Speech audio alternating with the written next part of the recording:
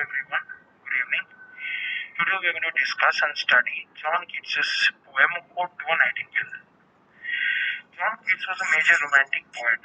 He was born in the year 1795 and left for the heavenly abode in 1821. His immensely poetic reputation and credibility rests and manifests themselves, amongst other great literary works, through his six great odes that were composed by him in the year 1819. These are Ode on a Grecian Urn, Ode on Indolence, Ode on Melancholy, Ode to Shrike, Ode to Autumn, and Ode to a Nightingale. Today we are going to discuss in extreme brevity Ode to a Nightingale. It is a poem written in an ode form. It comprises of 80 lines that have been divided into 8 stanzas of 10 lines each. In the first stanza, the poet describes how strange numbness pervades through his whole being as all his physical senses start shutting down and he starts losing himself to the mellifluous song of the nightingale, whom he calls light wind dryad of the trees. And his spirit starts to virtually get transported to the lush and idyllic world where the nightingale is singing of summer.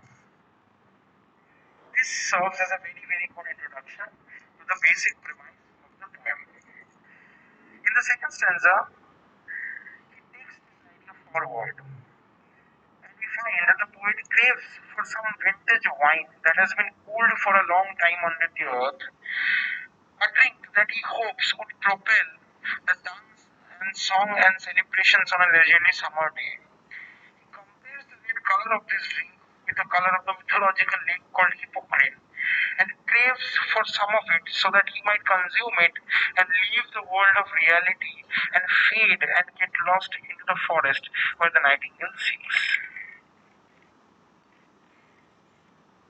In the third stanza, there is a departure of the pervading mood of leisure and pleasure and beauty and numbness.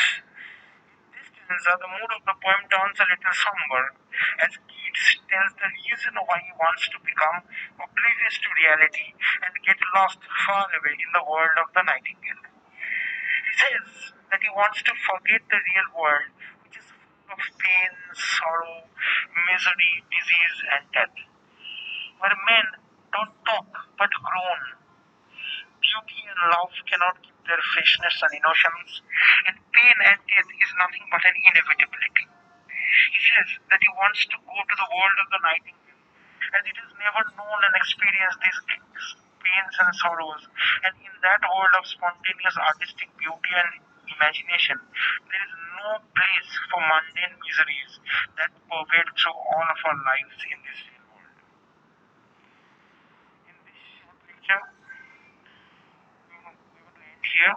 In the next lecture, we're going to continue with the remaining 5 stanzas.